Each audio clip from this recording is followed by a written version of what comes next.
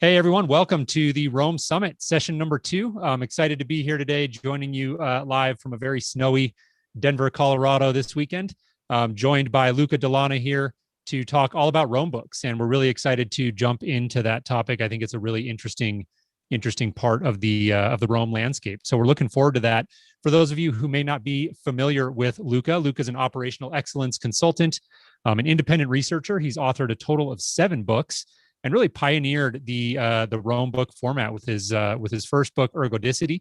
Luca's second Rome book is called This is Management, and it takes you through the 4 principles of management, the 8 best practices to apply them, and a roadmap to improve the operational culture of your organization. Luca, welcome. Thank you, Jason. Thank you for having me, and hello, everyone. Yeah, we're excited to have you here. So before we jump in, I did just want to tee up very quickly kind of some high-level sort of objectives for today's call. So as we go through this, number one, I want to mention before I jump too deep into these objectives that Luca and I both agreed in preparing for this call that audience participation and Q&A, we really want to be an integral part of this. So if you're joining us on today's live stream and you have any questions or comments whatsoever about the concepts that we're talking about, please do not hesitate to use that chat window. Go ahead and pop in there and say hi now. We'd love to hear from you. And throughout the course of today's session, I'll be ducking in and out of that chat and kind of taking some of those questions in real time. We may push some of those towards the end, but again, don't feel like you need to hold those until the end. If you have any of those questions, go ahead and drop them in. From a high level, kind of the key questions that we're here to answer today.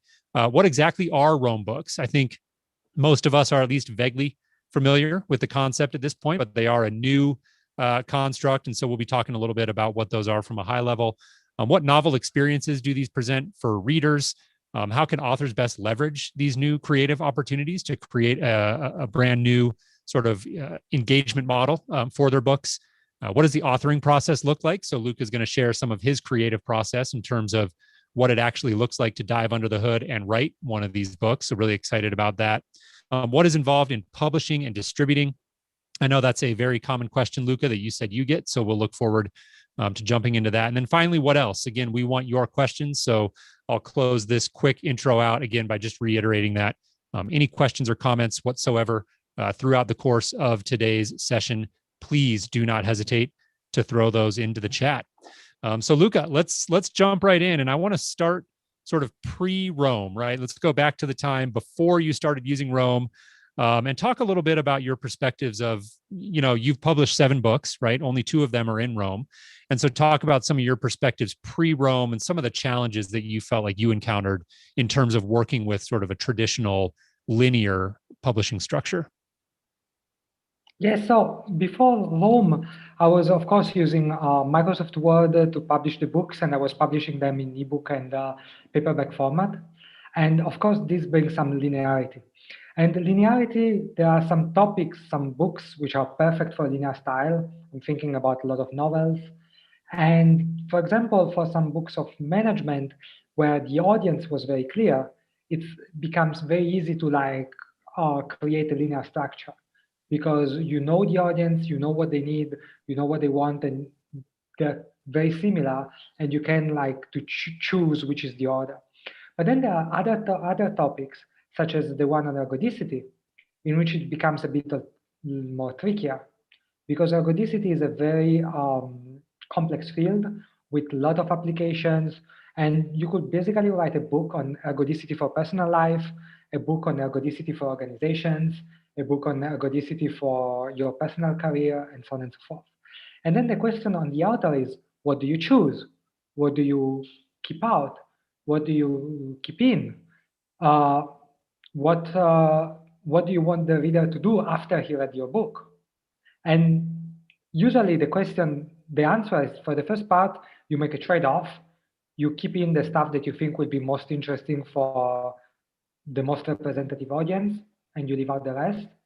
And the question on how you want the reader to use your book after he finished it, that's very hard to answer. You can maybe put a summary at the end, some action points, but you cannot really go beyond that.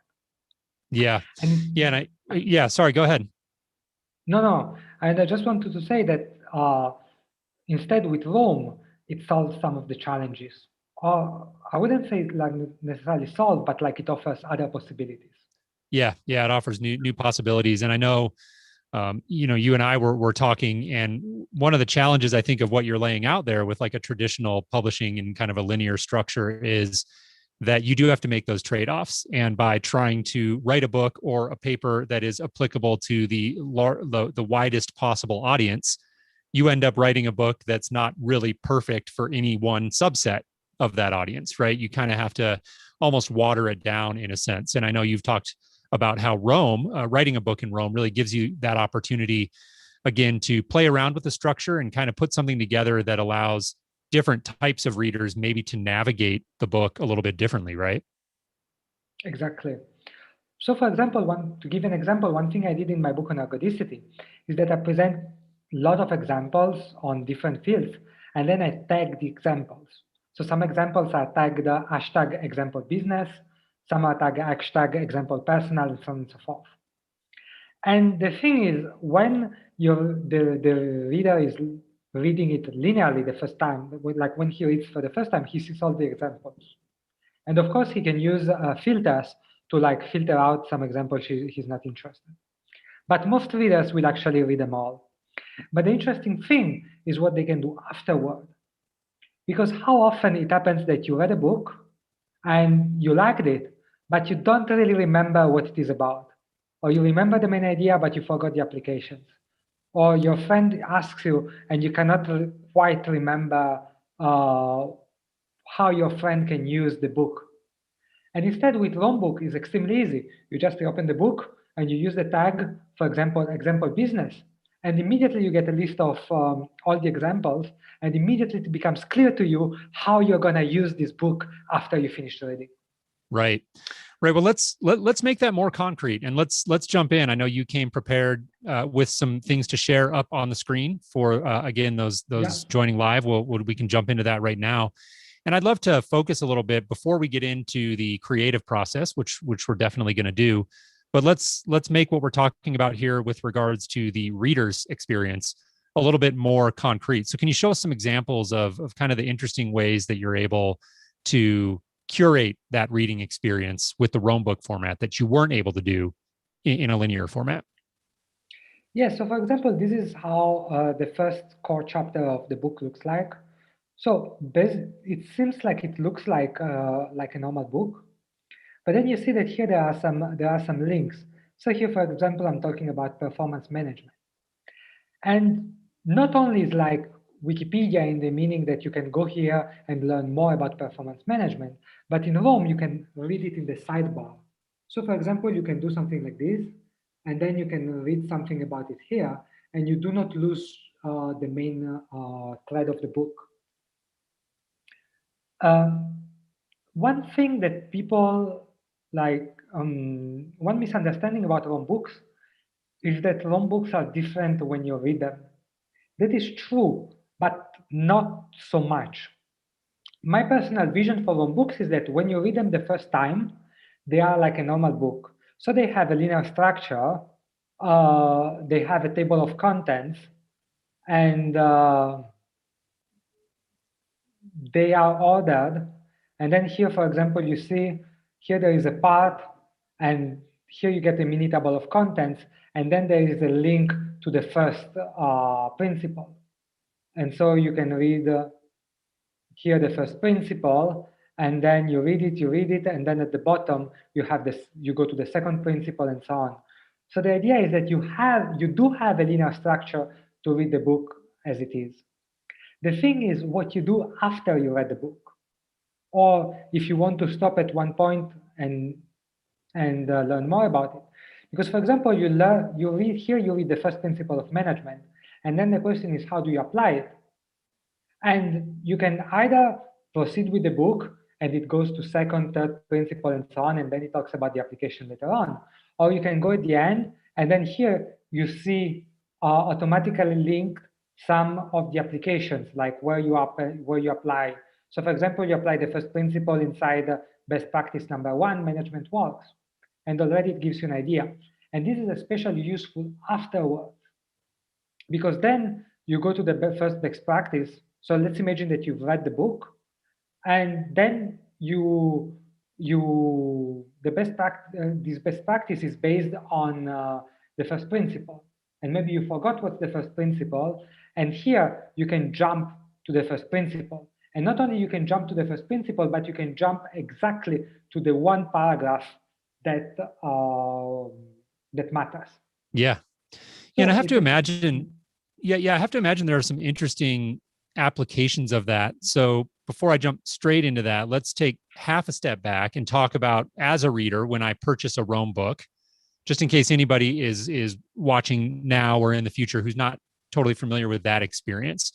Talk about the idea of how you import it, right? Does it come into your existing graph? Are there recommended best practices for maybe putting it into a dedicated graph? Pros and cons to both of those. And then kind of a two-part question here. If you're putting it into your main graph, I would imagine there are some interesting applications where you might be able to link certain exercises or best practices to things like your daily journal templates or your daily notes. So talk a little bit about the process of importing it, and then maybe some of the interesting use cases that you've seen, again, along that thread of what do people do after they've read the book? Yes, so when you buy one of my rBooks, you get a JSON file. And that's a single file. You can download it, you put it on your laptop, and then you, oops, sorry. And then you go here, you can have your own graph, and then you click on import files. And then here you select the JSON file, and you import it, and then automatically it will create all the pages. And then what happens with Rome is that immediately you are sent to the log, which doesn't look clear at all. But the first thing you should do is that you go here in Find, and you look for the table of contents. Then you go to the table of contents, you click on the star, and then it will pin it in your shortcuts. And from there, you can access the book. Now, you have three options. The first one is that for me, I also give access to a live read-only version. So you do not need to import it.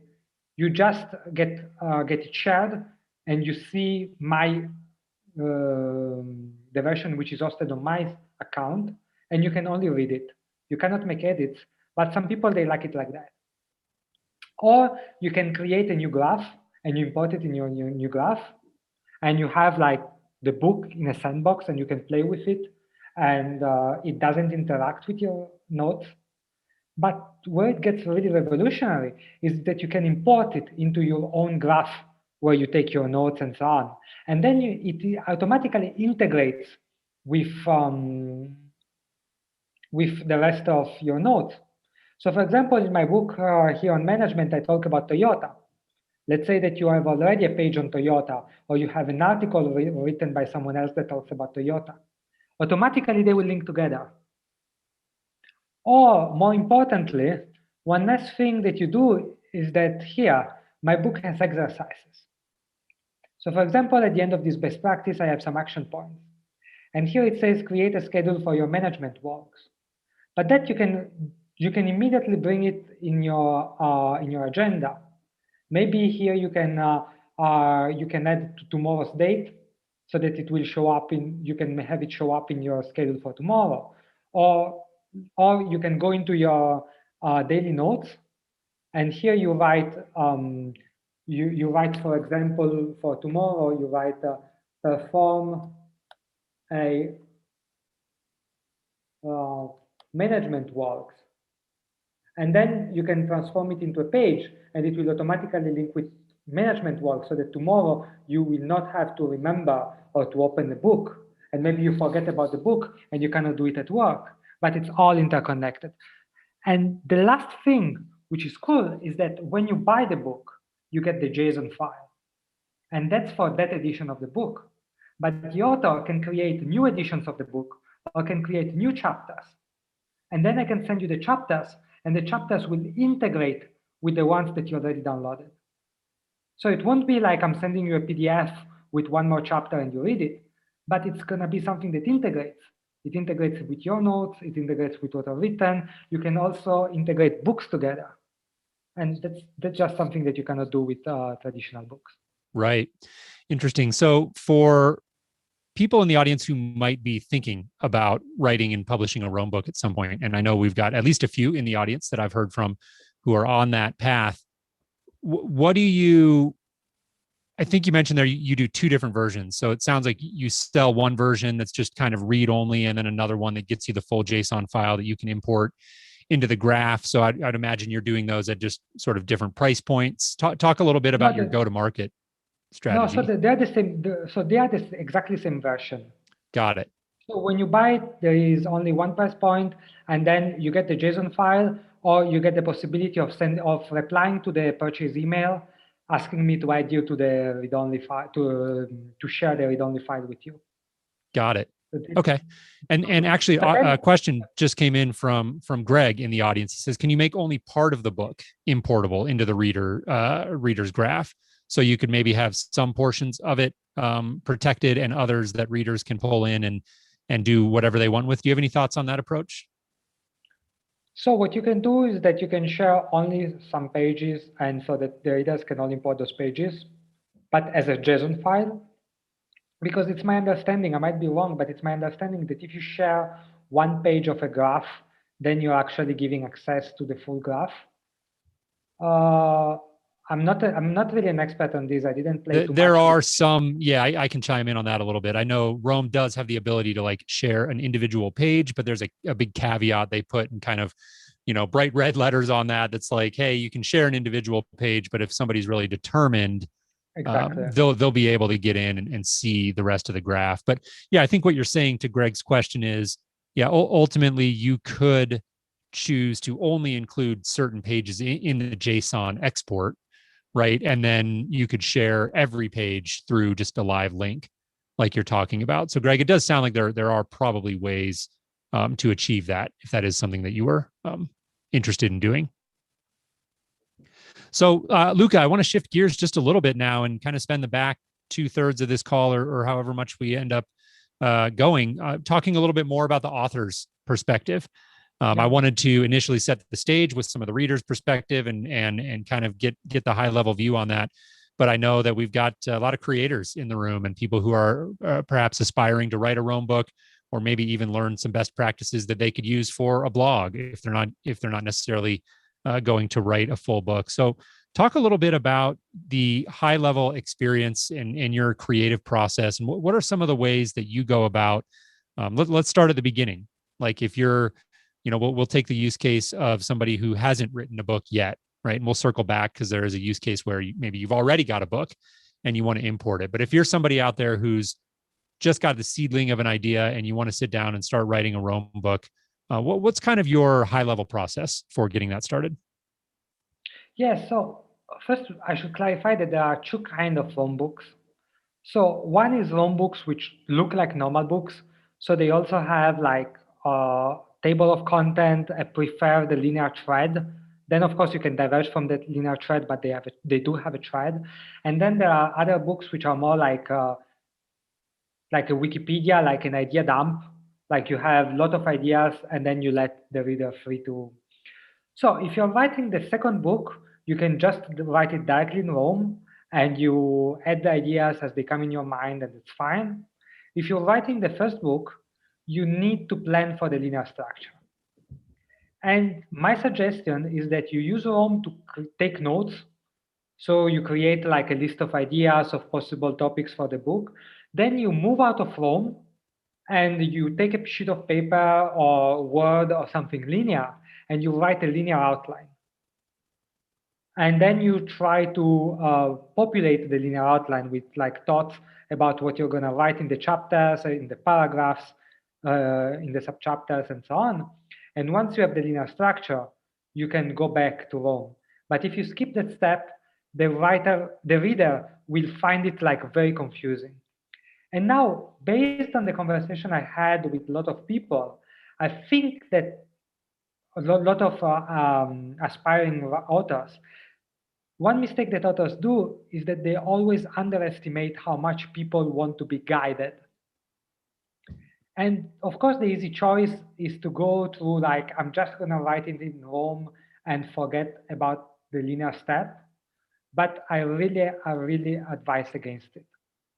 And if you really cannot do it, rather have a friend do it. So one way could be like you tell all your ideas to the friend, and then you let the friend write the outline. And so you will also know like which ideas stick, which don't, and so on and so forth. Or you get a professional. There are professional editors that could help with you. I also offer professional editing services and for people who want to write their own books. But I really advise you, unless you really have an application which is like Wikipedia style, like dumb style, to go through the linear part of the process. Interesting. So George, I presume kind of tongue in cheek here in the chat room, says real men don't use paper. I got a laugh out of that. I definitely use pen and paper still a lot when I'm trying to sort of sketch out ideas. I think sometimes getting into a different medium can really help shake your brain loose a little bit. And yeah, there you go. So dive into that a little bit more. I find that interesting. You know, we talk a lot in the rome community about Rome being this Swiss Army knife and jack of all trades, and I think it is. But I also think there's value sometimes in getting out of that medium. So elaborate on that a little bit. Did you ever try to do the linear outline in Rome and you just found that it didn't work, or did you just gravitate towards doing that on paper right away? Well, so the thing is that I wrote I wrote 6 books on paper, like first on paper and then on Word, before I wrote the first Rome book. So naturally, I was gravitating towards my method, the method which is proven, tested, I'm very comfortable with, I master well, and so on and so forth. And yeah, which for me is I use note-taking apps to take like to gather ideas and so on and so forth. Then I sit in a bar, in a coffee shop, and I take out pen and paper, and I do a lot of work on pen and paper. Then I go on Microsoft Word. I write in Microsoft Word, then I print it. Then I read the print, which looks very different. Like it seems the same, like you're reading from a screen, you're reading from paper, it's the same, right? It's completely different. Editing done on paper will be different from editing done on screen. Ideally, you want to do both so that you get the best of both. Then another thing which I suggest is that you do editing by voice. And editing by voice is, for example, you take Microsoft Word and there is the read aloud function and the computer reads it to you. And again, it's different format and you will get different feedback. And some ideas, they make sense when they're written on paper, but not when they are spoken. But a lot of readers, they read with their mind's head, with their mind's voice. So that's actually how they're gonna read it. So for me, I think that's almost necessary. Then of course you might have some application, I don't know, like maybe you're writing a own book on coding, or I think that George is writing a book with a lot of templates, and then that might be different. But if you're writing a book that has a lot of text and pages, like topics, like condensed topics, then I really think that you want to pass through paper somehow.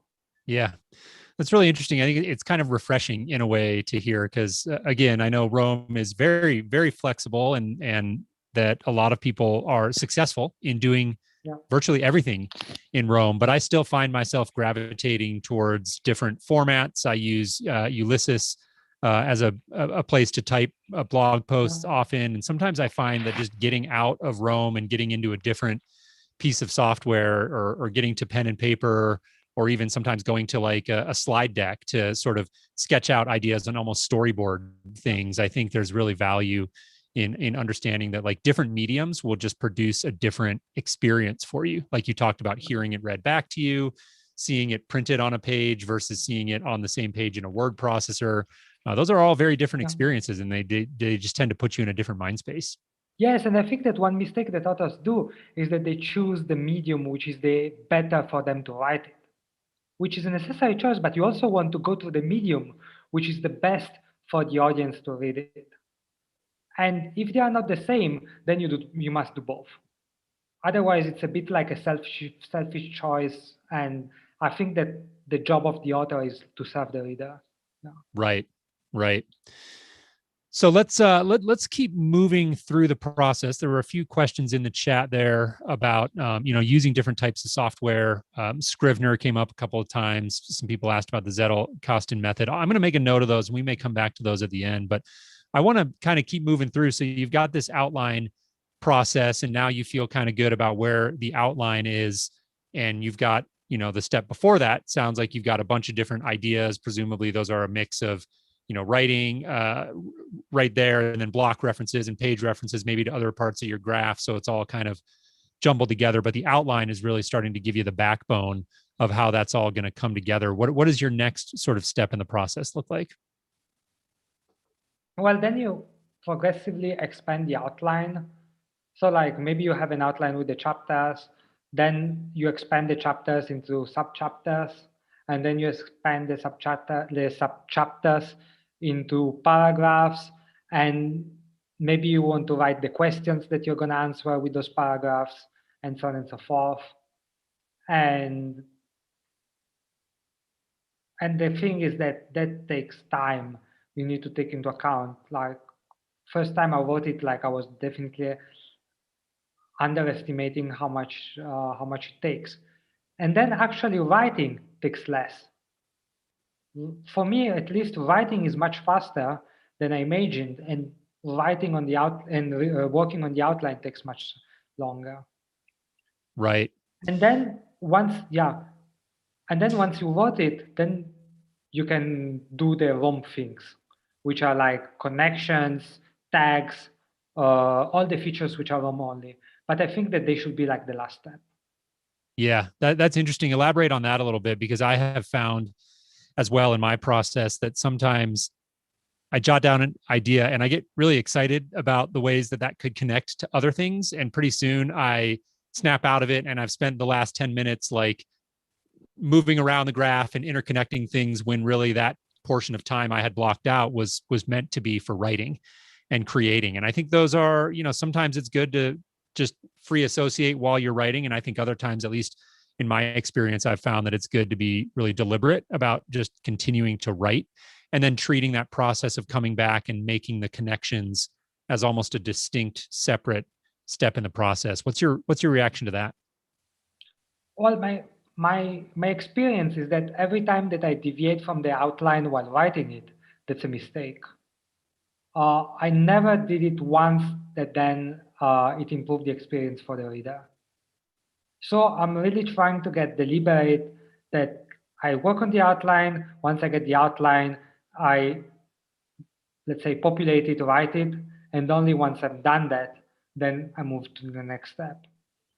And I'm not perfect at it. There are times in which I get distracted and do that, but every single time I've done that, it's a mistake. Yeah.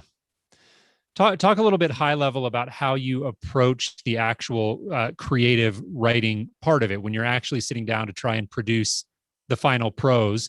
Are you sort of working through in batches? Do you kind of set your sights on a certain chapter and maybe generally lock in on trying to get that chapter done and out maybe to somebody else to edit and read before you move to the next one?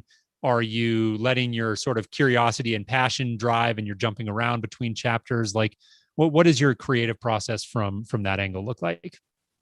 Well, usually I go linearly, like start from chapter 1, then I move to chapter 2. And yeah, usually I do best when I box myself time, or even better than box myself time, like for one, like the day I say like I want to write chapter 1, or I want to write. So okay, so what I do is that I find out how much time I have in the day. So let's say that today I have 3 hours for writing, and then I tell myself in 3 hours I can fit, I don't know, for example, chapter 1 and the first subchapter of chapter 2, and that's then what I'm gonna write. And that's the approach that for me worked the best. Got it. And then let's kind of fast forward then to the end. Like you're getting all of this writing put together. You've kind of stuck to the plan, and it came together per the outline that you put together. Now you're ready to publish it. What does the process of actually publishing that ROM book look like? And again, talk a little bit about some of the back end mechanics of that, the go to market side, because I know there are people in here who are aspiring to write rBooks. So talk a little bit about that last mile, so to speak, of actually converting it into a sellable product and getting it out there for the world. Yeah. So two things. One thing is that I advise you not only to make the book, but also to make a guide on how to read the book. Because a lot of people will not know how to import it, or they import it and then they will be like, what do I do now? You want to give them a little tutorial. Okay, once this is done, you have like your product. Then you need to find a place where you're gonna sell it. So my personal favorite is Gumroad. And the reason why it's my favorite is because it's the one that I know of that has the best royalties rates. So the one that you get the most money back home of the sales that you make. And then you can do other things such, so the interface is very easy. You can put price, you can put discounts on price, and so on and so forth. You can have affiliates. By the way, if you're selling a rBook, then I also have my website, which is rom-books.com. And I can put your book there as an affiliate eventually. And but Gumroad, in my opinion, is the easiest to set up and the one with the highest rates that I know of for royalties. Once you do that, you need to write a good landing page. So you do not just want to put the title, the file there, and say, people buy me because I'm cool. That only works if people already know and trust you. Otherwise, you need to do a good landing page. And my advice is get a professional to do it.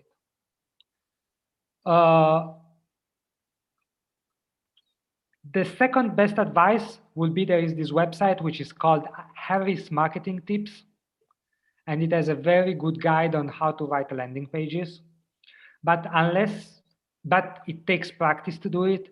And usually the first landing page you do will suck, the second one too, and then the third one will be good. So you have different options. The first one is that you try to sell minor products, advanced chapters, I don't know, whatever.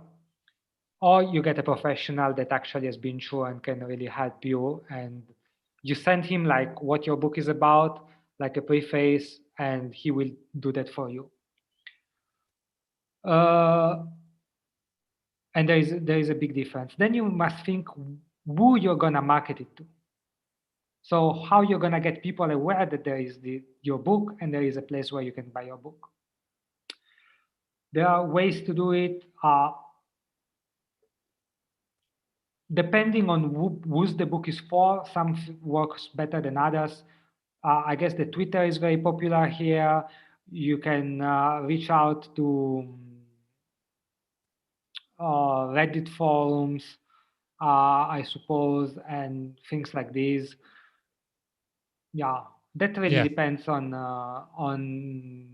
who your book is for. Right. So it's all very context dependent, but I would imagine with any of those, again, generally, what you're looking at is actually you're selling access again to that JSON file, and perhaps again the read-only live link version. Lots of different ways to go about doing that, but that's helpful to know how you've approached that. So we've taken kind of a high-level look at the end-to-end process. So starting at the very beginning, kind of gathering your information, putting together an outline, your writing process, and then how to publish that. I'd love to zoom in a little bit. As somebody who wrote a bunch of books before Rome, what were one or two of the biggest challenges that you found in terms of authoring a Rome book, and how to get your mind around working in that medium versus a more traditional or ebook format? Yeah, that's a good question. Before I answer this, I just wanted to say one more thing, that I will also talk about self-publishing books in a clubhouse with the CEO of Gumroad this Wednesday evening, I think. Yes. Oh, anyway, great. Yeah, send over a link to that, and I'll definitely get that up in the show notes. Yeah, I will. So the challenges I had on publishing on Gumroad. So the first thing, on publishing on a rOM book. So the first thing is that when I publish a book, I personally take care of the formatting and of the impagination, how each page looks, and I'm really maniacal about that. I want it to look nice, and I wanted to do the same on rOM, and it's not easy. Like you can do a lot of good work with the CSS, but it takes a lot of time. Yeah. Can you give us a It really visual takes. on that? Do you mind pulling a screen share back Sure, up and just sure. kind of talking us through? I know I got a couple of questions from listeners who were curious about it's kind of high level, how to structure the book and how to make it be a good experience, frankly, for the reader. So I think that you still want to think about making it look like a book. Even if it's a long book, it's still a book. And if you make it look like a book, you make everything easier for everyone, because that's still how people expect it to read it, at least the first time. So you want to have probably a table of contents. Then you will see that my table of contents really looks like a book. You have front matter, you have an introduction, then you have acknowledgements, aftermaths, and so on and so forth. Then, you also want to have a style that kind of looks like a book.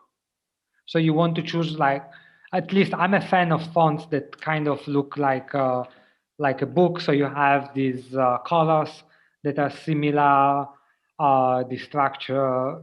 It just makes it easier for the reader if you remind him of a normal book. Sure. And you can do it with CSS. Yeah. Yep.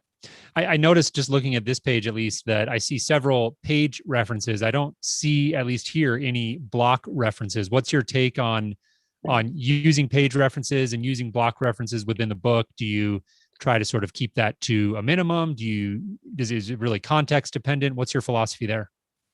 Yeah, so in my ergodicity book, I was using block references and block embed much more.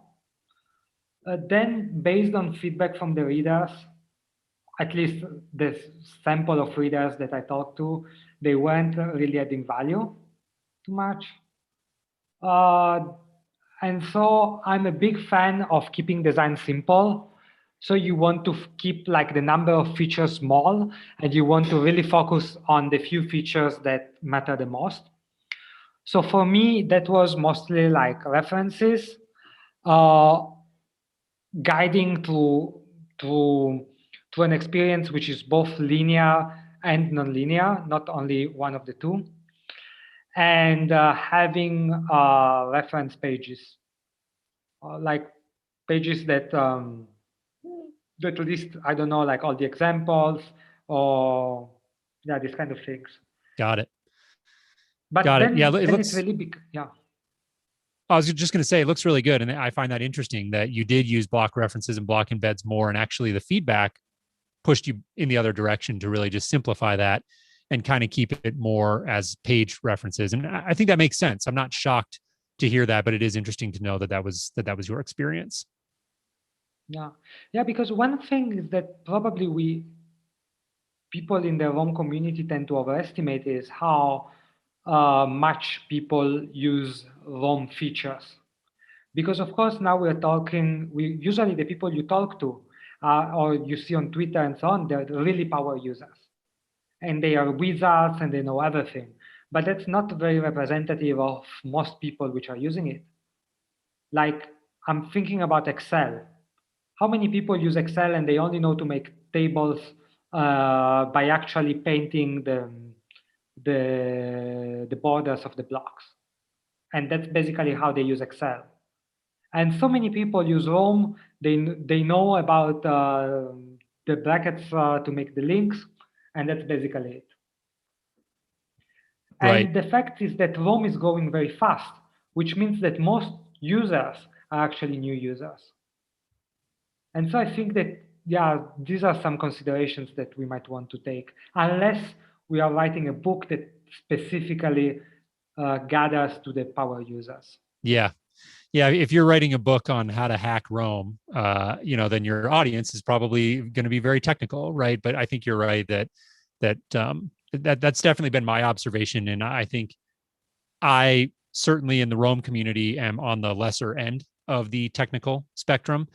I'm not tech averse, but I'm not a coder or developer, and I tend to shy away from investing my time into more hacky things. And so I think there's definitely a balance to be struck there. Yeah, and one more thing, since you talk about developing, I am totally aware that you can do wonderful thing with JavaScript, and there are JavaScript extensions and so on and so forth. But to install the JavaScript extension, so not everyone knows how to install them. And even if they know how to install them, there is this flag that comes out that basically you're trusting, and not everyone trusts, and you really don't want people to do that.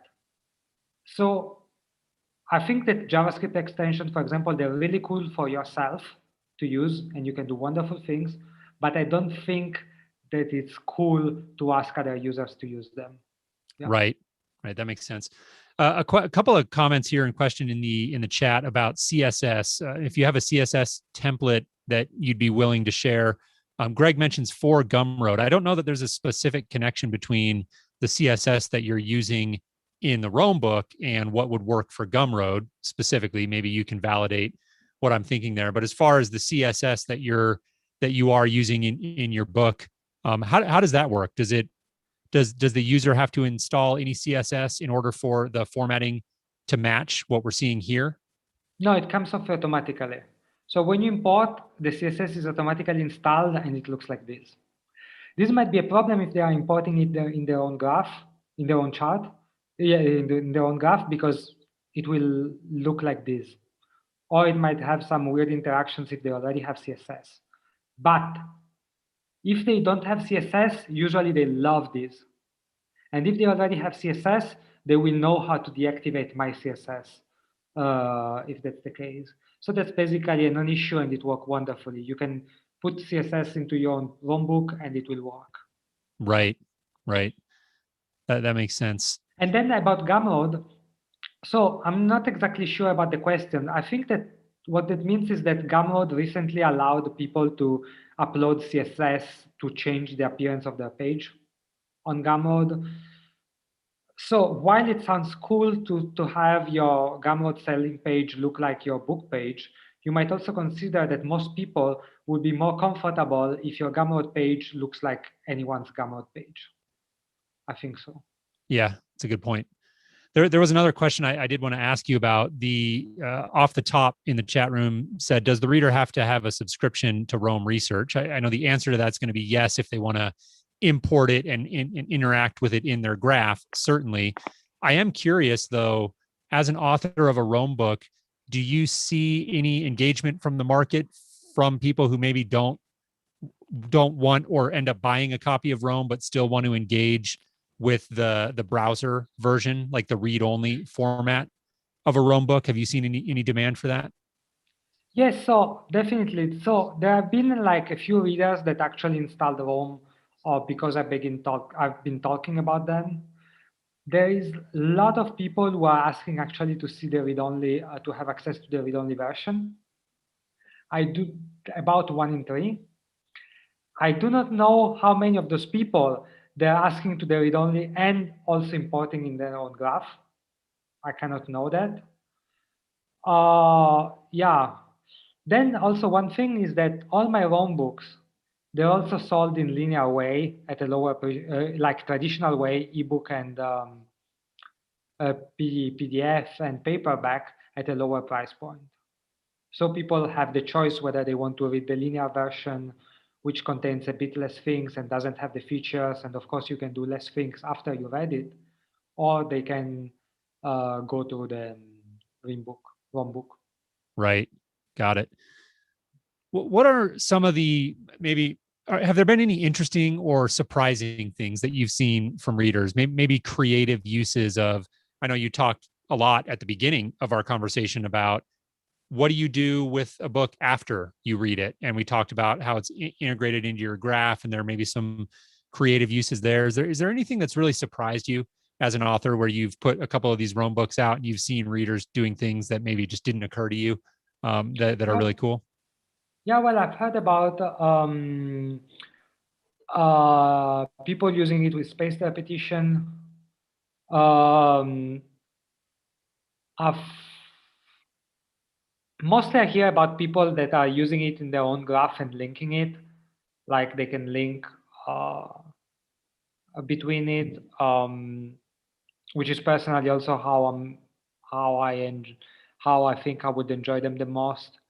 I cannot really say anything super surprising, but it's still early. Sure. Yeah. Sure. So let's shift gears a little bit again. I want to talk about, this will be kind of probably the last big topic that we touch on, is I know for me personally, and I'm gonna go out on a limb and say that there's others in the audience who have the idea every now and then to write a book and are very intimidated by the thought of doing that. And I have to imagine that Rome affords some opportunities, maybe to take a more lean or iterative approach to writing. I know George in the chat room a few minutes ago mentioned that he's got a live book in progress that people can go read. And so, sort of building in public, working with the Yes. garage door open, this sort of idea. Talk a little bit about, from your experience, if there's anyone who's listening who's, again, sort of intimidated by the idea of writing a book that feels like a really big goal. Are there ways that Rome books maybe help break that down so you can work in a more iterative process? Yes, that's not, but this is not proper of like room books only. I mean, with room books, you can put the page live and have people read it, but I think that unless somehow you're working on something that really incentivize user collaboration, what will happen is that most people will get your link, read it once, maybe give you some feedback, and then wait for you to publish the whole thing. So I think that most of the things you can do them also with traditional books. And the idea is that you only write a chapter, the first chapter, and then you send it to people. And then you will gather, or you even put it public, and you will gather some feedback, and some people will tell you like, wow, that's wonderful. I can't wait for you to write the whole thing. And that's going to give you a lot of motivation. Another thing you can write instead, you can do instead, is that you write a blog post that talks about your book. So it says what are the objectives, what it will help the reader do, and that's gonna be awesome, and will also give you feedback on questions that the readers might have and that you might want to answer in your book, and so on and so forth. Another thing that you can do is, if you know that you will write it and you just need a little bit of push, you can sell a pre-order and put the date well forward so that you know that you won't miss the deadline, but that's gonna give you like some motivation. Actually, all of my books that have been sold are also as pre-orders, and I like that. Another thing you can do is my book, Teams are Adaptive Systems. I've sold it as every 2 weeks you get one chapter. So people will buy the book, and then every 2 weeks they would receive by email one chapter, and I will write it as I go. Now, if you do something like this, make sure that you already have the outline in mind. So the outline you always have to have it, because that defines what the book will be about and the chapters you will write. And you do not want to tell the readers that you're writing something and then you end up writing something else. But all those systems, they gave you motivation. And generally, the best way to get motivation is to divide the task into a bite that can give you feedback. And then you put the bite in public, you get feedback that's going to motivate you like crazy. Yeah. Yeah. I think working in those small batches is a really common idea now. You hear about that a lot in software development. I love how that applies to the idea of writing a book, and kind of making those tighter feedback loops and getting regular feedback from the audience, just to not only kind of make sure that you're on the right path, but also, I think you're 100% right. There's that psychological component of getting that feedback along the way. And I think that can't be overstated how important that is. And I think the pre-sale idea is good in that way. It kind of puts you on the hook, right? Like, you've got, these are pre-sold, and now there's really pressure, and that's a good thing generally. Yeah. So I love that advice, and I think you're right. It's not necessarily specific to Rome. Like, you could do this with any tool, really. But I think that again, Rome is perhaps provides some good opportunities to work in that way. There was a question about pulling the book into Kindle or other ebook apps or devices. I would assume that that's a totally, I know that Kindles and ebooks have their own file formats. So I would assume that if you're publishing one book for maybe you want to publish it as a Rome book and as a Kindle book, those are just two totally different files that you're dealing with. And you would be doing those, just selling access to those files totally separately. Exactly. Actually, I'm selling them also as a bundle. So for my Ergodicity book, if you buy the ROM version, you also get the PDF, ebook, Kindle, and EPUB versions. And for my disease management, I actually sell two price points. Basic price point, you only get the ROM version, and higher price point, you get the ROM version plus the ebooks of the two books whose content is based, the disease management book is based on. Got it. Yeah. Well, let's talk about the business management book a little bit here in the last few minutes that we've got. And before we jump into that, I'll just prompt everyone here who's listening live with us again today. Like, we've left a little bit of room here at the end purposely for any questions that we didn't answer throughout. I've got one or two of those jotted down. Before we jump into those, though, Luca, I'd love to make sure that we protect time for you to talk about your work. I know you just put out a new rBook, your second one. So talk a little bit about that and how listeners can find out more. Yeah, thank you. Yeah, so this book is basically, my idea was to write a guide, full guide on the most important principles of management. And I have a big experience on that because I've been working for 9 years in management consulting.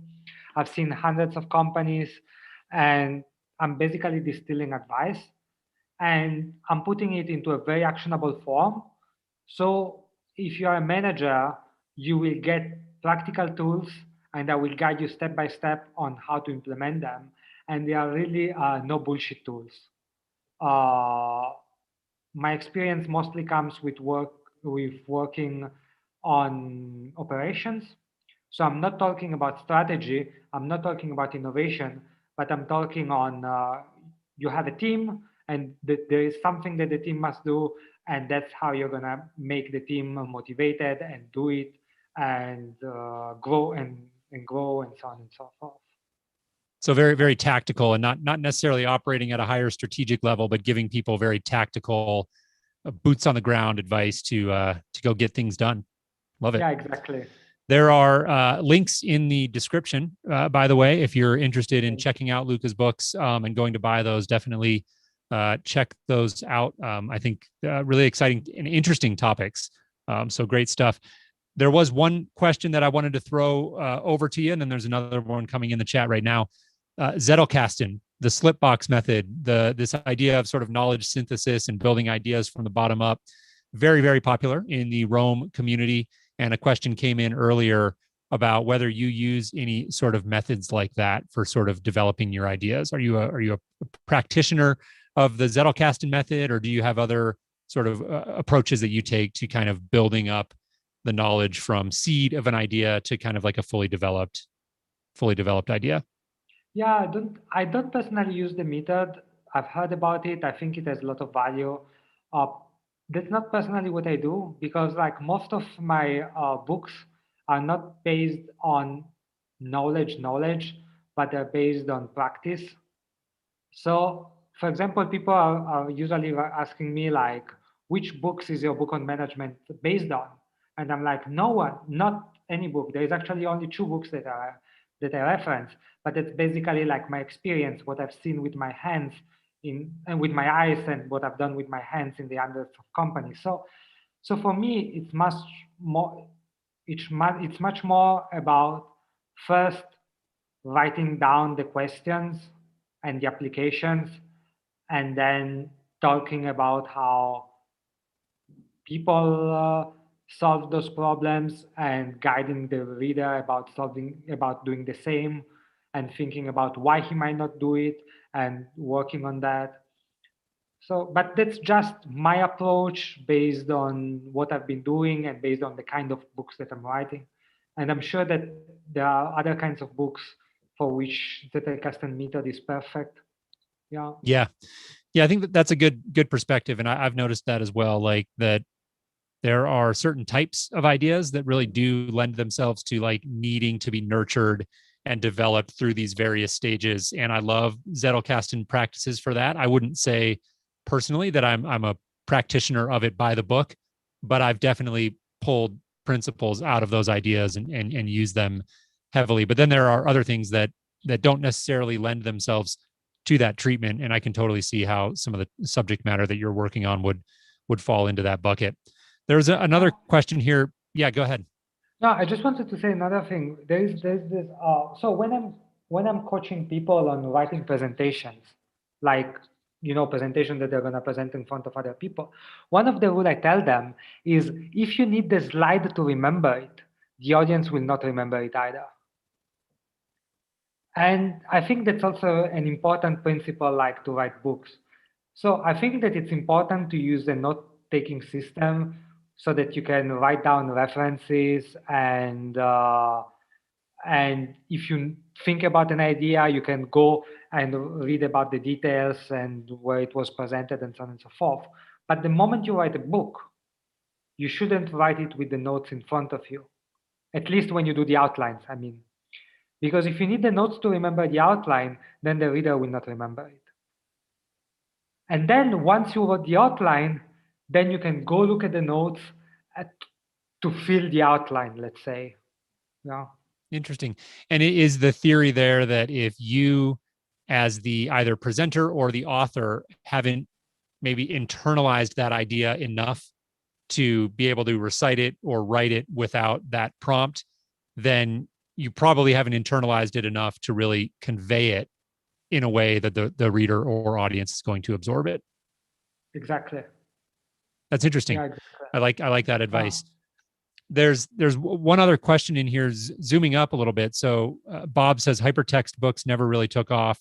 Is there a market? Is there even a market for these? If not now, when and how? What is your perspective? That's actually a great question, and I wanted to kind of wrap up our conversation there. Zooming out, high level, what is your take on this market and the potential, and what are you most excited about moving forward? Yeah, so for me, the sales of rBooks went great. They really, I was really surprised. They went beyond all my expectations. Then the second book, this is Management. I also produced it in Obsidian version. So Obsidian is basically a tool that does some of the things that ROM does, less, but it's free.